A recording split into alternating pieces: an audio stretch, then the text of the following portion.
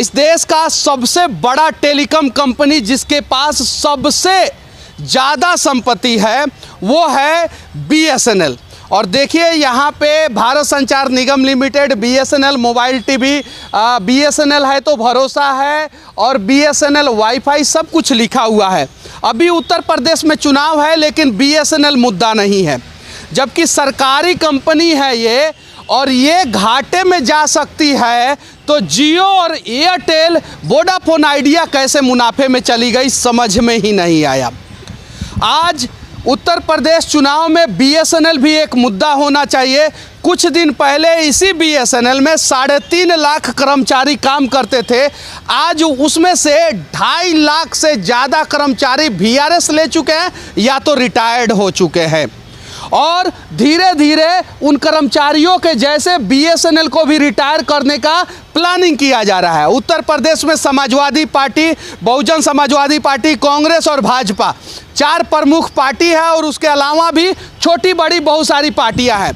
इन पार्टियों के नेताओं का एक ही मकसद है, टिकट मिलेगा तो देश बदल देंगे और नहीं मिलेगा तो पार्टी बदल देंगे। हालात बदलने का प्रयास नहीं करते हैं। अगर हालात बदलने का प्रयास करते तो उत्तर प्रदेश चुनाव में BSNL भी एक मुद्दा होता और BSNL पे भी चर्चा होता।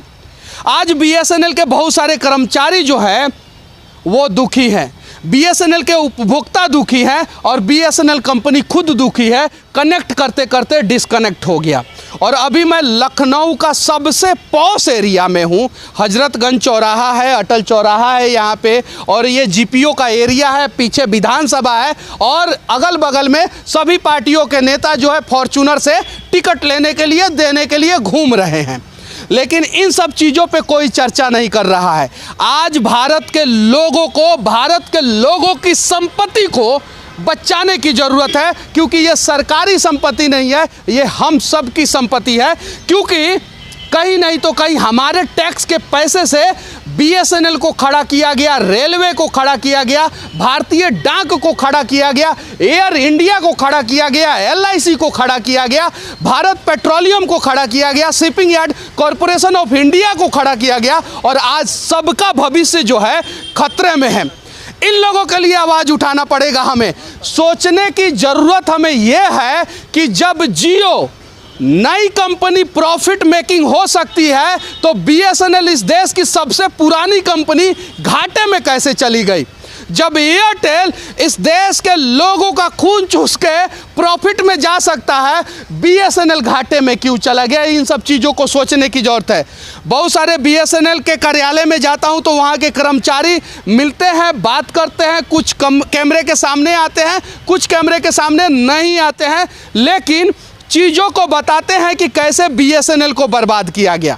आज लगभग 60,000 से 65,000 कर्मचारी BSNL में काम कर रहे हैं, जो एक समय 4 लाख से भी ज़्यादा थे। अब चुनाव में मुद्दा क्या होता है, कभी हाथी मुद्दा हो जाता है, कभी भैंस हो जाता है, कभी जातिवाद हावी हो जाता है, कभी धर्मवाद हावी हो जाता है, लेकिन ये सब चीज़ें मुद्दा नहीं बनता है।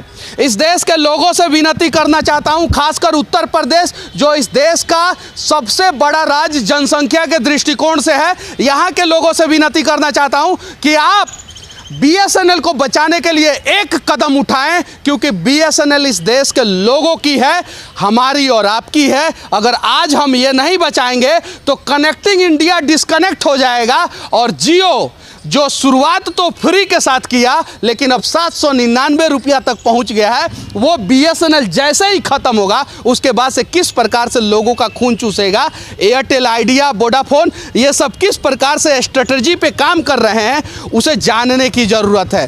बाकी उत्तर प्रदेश में अभी चुनाव है, चुनाव का माहौल है, अनेकों मुद्दा है। सभी पार्टियां जो है वो देश और उत्तर प्रदेश दोनों का हालात और यहाँ के गरीब लोगों का समस्या का समाधान करने का प्रयास कर रहा है, बात कर रहा है, घोषणा कर रहा है, चुनाव प्रचार कर रहा है और टिकट का बंटवारा भी जोर शोर से हो रहा है। जिसको नहीं मिल रहा है वो पार्टी भी बदल रहे हैं। लेकिन हालात इस देश का और इस देश के लोगों का और उत्तर प्रदेश का बदलने का प्रयास कोई नहीं कर रहा है। इन सब चीज़ों को बचाना होगा चूँकि ये हमारी कंपनी है, हम सब की कंपनी है, और अगर सरकारी कंपनी इस देश में जिंदा नहीं रहेगी तो प्राइवेट कंपनी आने वाले भविष्य में इस देश के लोगों का खून चूसेगा, मनमानी करेगा और कोई भी उसे रोक नहीं पाएगा। इसलिए रेलवे को बचाना होगा, हॉस्पिटल को बचाना होगा, बीएसएनएल को बचाना होगा, एजुकेशन सेक्टर में जितनी भी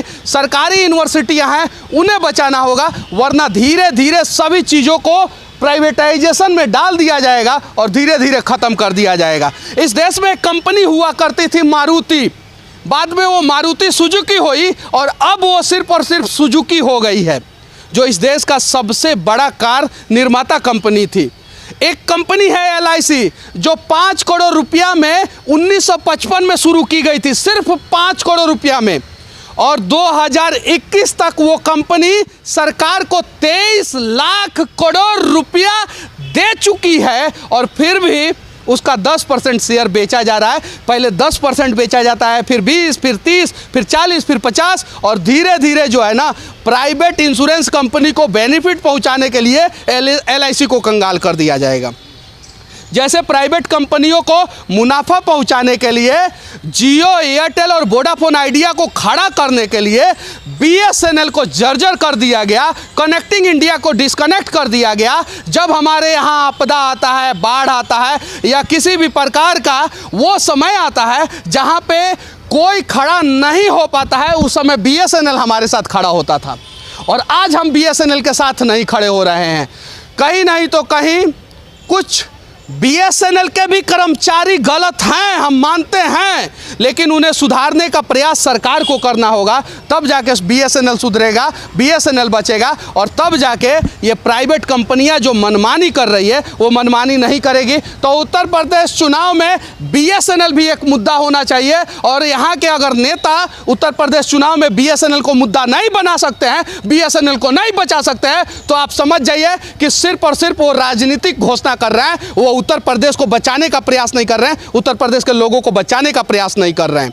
तो हमारा ये प्रयास है, देश के किसी भी कोने में जाएंगे, सरकारी संपत्तियों का हालात और सरकारी संपत्ति जो जर्जर हो रही है उसे दिखाने का प्रयास करेंगे, उसे बचाने का प्रयास करेंगे। अगर इस देश का 22 करोड़ जनसंख्या वाला उत्तर प्रदेश जैसा राज्य चाहेगा तो अनेकों सरकारी कंपनियों को बचा सकते हैं, और ऐसे ऐसे BSNL को बचा सकते हैं। यहाँ पे कुछ लोग हैं, पूछने का प्रयास करेंगे, कुछ लोग देंगे जवाब, कुछ लोग भाग जाएंगे, हमें नहीं फर्क पड़ता, लेकिन पूछने का प्रयास जरूर करेंगे। क्या नाम हुआ आपका? मैं तो यहाँ पर ऑडिट करने आया हूँ। अच्छा, ऑडिट करने आया है। अच्छा, ये बताइए BSNL कैसी कंपनी है? बहुत अच्छी कंपनी है। अच्छा, ये अच्छी कंपनी थी, अभी अब तो यहाँ के कर्मचारी और अधिकारियों ने उसको मिटा दिए हैं। अच्छा, इस कंपनी को बचाया जाना चाहिए कि नहीं, फिर से बनाया जाना चाहिए कि नहीं, फिर से बड़ा कर किया जाना चाहिए? देश में जब आपदा पड़ती है तो BSNL ही मौके पे खड़ा होता है, अदर कंपनियां कभी भी मौके पे नहीं खड़ी होती हैं। पहाड़ों पर आपदा पड़ता है तो BSNL ही सबको सूचना पहुंचाता है। टावर जब पहाड़ों पे आपदा पड़ता है तो हमारा BSNL 56 इंच का नहीं 57 इंच का सीना लेके अपने टावर के साथ खड़ा रहता है कि देश के लोग हम आपके साथ हैं। और उस समय ये प्रॉफिट मेकिंग प्राइवेट कंपनियां जो है वो नॉन प्रॉफिट मेकिंग BSNL के सामने नहीं खड़ी हो पाती है, और जब BSNL हमारे दुख सुख में खड़ा होता है तो आज हम BSNL के लिए क्यों नहीं खड़े हो रहे हैं। हालांकि यहाँ के कर्मचारियों ने भी कुछ गलती की है, लेकिन सरकार अगर सही होती और टाइट होती या सही व्यवस्था की होती तो BSNL बर्बाद नहीं होता। लेकिन इसकी बर्बादी की कहानी इस सरकार में नहीं लिखी गई, इसकी बर्बादी की कहानी इसके पहले भी जो सरकार थी उसने भी लिखी, इस सरकार ने भी लिखी। अगर किसी भी सरकार के अंदर दृढ़ इच्छा शक्ति होती तो शायद BSNL को बचाने का प्रयास करती। क्या नाम हुआ आपका? RR पाल। अच्छा, ये बताइए ये कंपनी कैसी है BSNL? अच्छी है, बढ़िया है। इसे बचाना चाहिए कि नहीं बचाना? बिल्कुल बचाना चाहिए।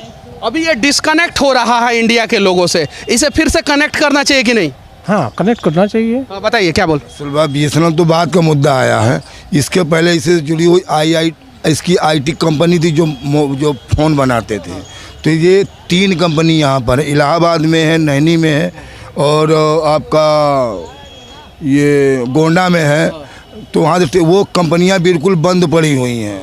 इनको अगर खड़ा कर दिया या मनकापुर है तो ये तो BSNL बाद में बर्बाद हुआ, पहले तो इन लोगों ने उसको बर्बाद कर दिया। कौन कौन सी कंपनी थी? ये ITI थी, जहाँ से सब इंस्ट्रूमेंट आते थे, खरबों रुपए की वहाँ मशीनें लगी हुई हैं। तो ये सब सत्य, जो हमारा देश पहले आंतरिक से बात करता था, यही सब हमारे फ़ोन थे। आज ये सब BSNL को बिल्कुल मिट्टी में मिला दिए। हमें ये जानकारी नहीं था कि BSNL मोबाइल सेक्टर में भी था, मैन्युफैक्चरिंग सेक्टर में भी था। देश के लोगों को ये जानकारी होनी चाहिए कि BSNL electronics part, mobile communication का पार्ट और टावर कम्युनिकेशन का पार्ट बनाता था। पहले उन कंपनियों को बंद कर दिया गया, बर्बाद कर दिया गया, ताकि दुनिया की बड़ी बड़ी अमेरिकन कंपनी, सोनी का इरेक्शन कंपनी, खरबों का इंस्ट्रूमेंट लगा हुआ है, मशीनें खरबों की लगी हुई हैं। हाँ। जो बिल्कुल धूल चाट रही हैं, बिल्कुल धूल चाट रही है। खरबों की है मशीनें। अब जरा सोचिए, खरबों का घोटाला, भ्रष्टाचार या बर्बादी कहें इसे, वो सिर्फ और सिर्फ जनता के पैसे का है। और जनता इस बात को नहीं समझ रही है। कहीं नहीं तो कहीं जनता को उन लोगों के साथ भी खड़े होने चाहिए जो सरकारी संपत्ति को बचाने का प्रयास करें और उसके लिए आवाज़ उठाने का प्रयास करें। क्या मैं गलत बोल रहा हूँ? बिल्कुल सही बोल रहे हैं आप। देश का सबसे बड़ा telecom company BSNL connecting India जो डिस्कनेक्ट हो गया, उसको फिर से कनेक्ट करने का प्रयास हम लोग लगातार करते रहेंगे। हमारे साथ एक व्यक्ति हैं, क्या नाम हुआ आपका? Virendra Kumar Shukla, senior auditor, CAG department. CAG department के सीनियर ऑडिटर हैं। यहाँ पे आप ऑडिट करने आए हैं, तो क्या क्या अनियमितता देखने को मिला? नहीं, अनियमितता जो फाइलों में होती है तो उसको हम लोग सुधार करने के लिए उनको निर्देश देते हैं। हाँ। अच्छा, ये वाईफाई के बारे में आप कुछ बोल रहे थे। वाईफाई में ऐसा गवर्नमेंट ने ये एक ऐसा सिस्टम लाए थे कि जनता को इसका लाभ मिले।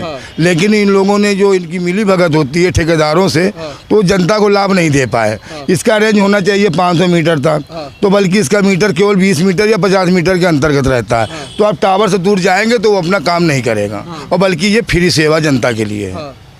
तो ये फ्री सेवा इसलिए जनता को नहीं दिया गया कि जनता फ्री में BSNL का वाईफाई कनेक्ट करके BSNL से कनेक्ट ना हो जाए, और इस वजह से BSNL से जनता डिस्कनेक्ट हुई और प्राइवेट कंपनियों से कनेक्ट होना शुरू कर दी। सरकारी कर्मचारियों को BSNL का कनेक्शन देना चाहिए इन लोगों को, हैं, तो वो इन लोगों ने नहीं दिया BSNL को, इसलिए कि इनको डुबोना था। नहीं, अगर सरकारी लोगों को अगर BSNL का अगर शेयर होल्डर बना देते कि सबको इसी का कनेक्शन मिलेगा, तो शायद BSNL हमारा डूबने की कगार पर ना होता। सर, बहुत बड़ी बात आप बोल रहे हैं।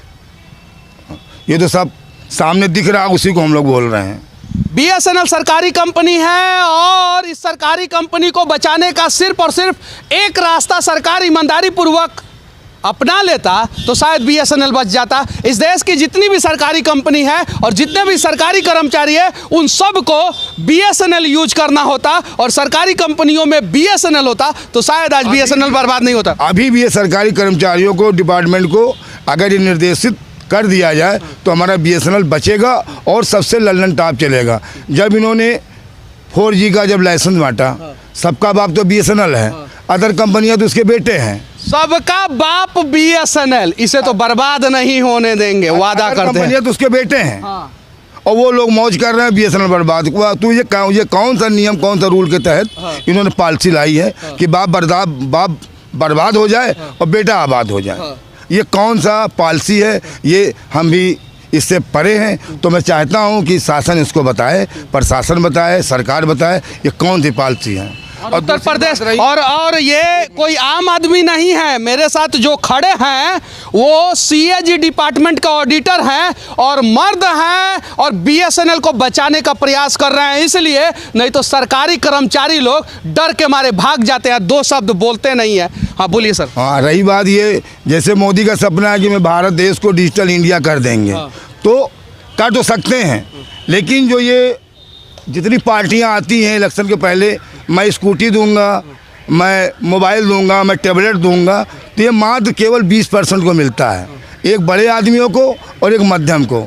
और जो गरीब जनता है, देहातों में आज भी अनपढ़ लोग ज़्यादा हैं, तो वो है कम से कम 80%। अगर उनको लाभ दे दिया जाए एंड्रॉयड फ़ोन का, तो मेरा डिजिटल इंडिया हो सकता है, ना कि ये स्कूटी। डिजिटल इंडिया का सपना अगर इस देश का सरकार ने सोचा था तो वो BSNL के दम पे सोचा था, ना कि जियो, ना कि एयरटेल, ना कि आइडिया, ना कि वोडाफोन के दम पे सोचा था।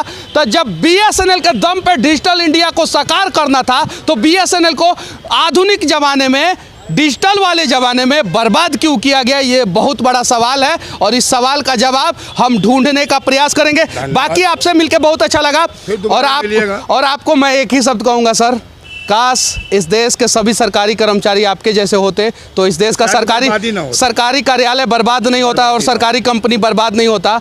मर्द के रूप में आप मर्द हैं और एक ही शब्द कहूँगा, जय हिंद सर। आप अपना नंबर दीजिए, दूंगा और कुछ लोगों से मैं बात करने का प्रयास करूंगा और जानने का प्रयास करूंगा। कुछ लोग बताएंगे, कुछ लोग भाग जाएंगे, फर्क नहीं पड़ता। जो बताएंगे उनसे पूछेंगे, जो भाग जाएंगे उनसे नहीं पूछेंगे। और देखिए यहाँ पे सभी लोग चले गए। अभी इस देश का सबसे बड़ा राज्य जनसंख्या के दृष्टिकोण उत्तर प्रदेश की राजधानी लखनऊ का सबसे पॉश एरिया में हूँ, जहाँ पे 1 किलोमीटर के एरिया में विधानसभा और यहाँ के पार्टियों के कार्यालय हैं और मेरे पीछे जो है BSNL का भवन है जो जर्जर हो चुका है। क्या बोलें, 100 मीटर पीछे सचिवालय है, बस सचिवालय है, सिर्फ 100 मीटर पीछे सचिवालय है और उसे पूरा उत्तर प्रदेश का समस्या दिखता है, BSNL का समस्या नहीं दिखता है। तो हो सके तो BSNL को भी बचाने का प्रयास करें। लखनऊ में BSNL का अनेकों ऑफिस है। GPO में कुछ कर्मचारियों से बातचीत किया तो उन्होंने मुझे दूसरे जगह पे भी भेजा है और यहाँ पे मोबाइल सेक्शन देखा जाता है और आप देख सकते हैं कनेक्टिंग इंडिया का ऊपर लोगो जो है वो डिस्कनेक्ट हो गया है और BSN और बगल में जो L है उसका L लगा दिया गया है। देख सकते हैं आप, L गायब कर दिया गया है और यही है BSNL का मोबाइल सेक्शन। जितना बड़ा बड़ा भवन BSNL का इस देश के हर एक कोने में, हर एक जिला में, हर एक ब्लॉक में है ना, उतना बड़ा बड़ा भवन जो है ना वोडाफोन का, ना आइडिया का, ना एयरटेल का, ना जियो का है और उसके बावजूद भी BSNL बर्बाद हो रहा है। आप देख सकते हैं BSN और L का L लगाया जा रहा है। अब क्यों लगाया जा रहा है वो भगवान ही जानते हैं। हालांकि अभी मैं देश का सबसे बड़ा जनसंख्या वाला राज्य उत्तर प्रदेश में हूं और यहाँ पे चुनाव की सरगर्मी जोर शोर से हो रही है। इस सब समस्याओं के ऊपर कोई बात नहीं कर रहा है। सिर्फ और सिर्फ हमें टिकट दे दो, हमें टिकट दे दो, हमें मौका दे दो, हम देश का हालात बदलेंगे, तकदीर और तस्वीर बदलेंगे। BSNL का हालात, तकदीर और तस्वीर बदलने का कोई प्रयास नहीं कर रहा है। क्या नाम हुआ आपका? शिक्षांत मिश्रा। अच्छा, यहाँ पे आप रिकॉर्डिंग कर रहे हैं, BSNL के बारे में क्या जानते हैं? BSNL जो है वो गवर्नमेंट कंपनी है जी, गवर्नमेंट। ये भ्रम है इस देश के लोगों को कि BSNL गवर्नमेंट की कंपनी है। नहीं, BSNL हमारी कंपनी है, जनता की कंपनी है और जिस दिन इस देश का जनता जान जाएगा कि सरकार का मतलब जनता ही होता है और उसमें जनता के ही टैक्स का पैसा लगता है, यानी BSNL जनता की कंपनी है, एयर इंडिया जनता की कंपनी थी, रेलवे जनता की कंपनी है, भारत पेट्रोलियम जनता की कंपनी है, शिपिंग एड कॉर्पोरेशन ऑफ इंडिया, LIC और जितनी भी सरकारी कंपनी है वो जनता की कंपनी है। शायद जनता फिर जनता की कंपनियों को बिकने नहीं देंगे। क्या मैं सही बोल रहा हूँ? बिल्कुल सही। किसकी कंपनी है ये? नहीं, मैं आप बात से एग्री हूँ। मैं ये जनता की कंपनी है ना? जरूर। नेता अपना खेत बाड़ी बेच के थोड़ी BSNL कंपनी को बनाए हैं और नेता टैक्स पे करते हैं क्या? कोई भी नेता इस देश का टैक्स पे नहीं करता है। टैक्स पे ये फल वाले करते हैं, ये स्कूटी पे बैठे भाई साहब करते हैं, ये भाई साहब करते हैं और यहाँ पे मोटरसाइकिल से, ई-रिक्शा से जा रहे हैं लोग करते हैं। यहाँ तक कि ये जो भूजा का दुकान है ये टैक्स पे करते हैं और हमारे टैक्स के पैसों से BSNL को खड़ा किया जाता है, LIC को खड़ा किया जाता है, सरकारी कंपनियों को खड़ा किया जाता है और जब ज़रूरत पड़ता है तो सरकार इन्हें बेच देता है। बस इस देश को एक नारा दिया गया था एक यशस्वी प्रधानमंत्री के द्वारा, हम देश नहीं बिकने देंगे, हम देश नहीं मिटने देंगे, हम देश नहीं झुकने देंगे। तो कम से कम BSNL को मत बिकने दीजिए, कम से कम LIC को मत बिकने दीजिए, कम से कम एयर इंडिया को नहीं बिकने देते तो बहुत अच्छा होता। रेलवे को बचा लीजिए और सरकारी सारी संपत्तियों को, यानी जनता की सारी संपत्तियों को बचा लीजिए।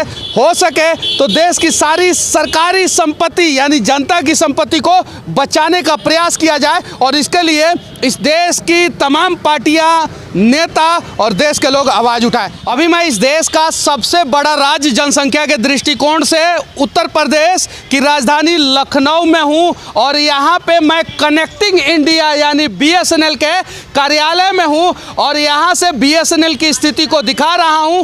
हो सके तो मेरे जैसे आप लोग भी बीएसएनएल को बचाने का प्रयास करें। बीएसएनएल खत्म हो जाएगा, प्राइवेट कंपनियां लूटना शुरू कर देंगी। बाकी हमारा यह प्रयास कैसा लगा आप लोग कमेंट करके जरूर बताना। इस देश के किसी भी कोने में रहूंगा, इस देश के लिए, देश की सरकारी संपत्ति के लिए और देश के लोगों के लिए लगातार आवाज उठाते रहूंगा। सच तक के लिए लखनऊ से मैं मनीष कश्यप, जय हिंद।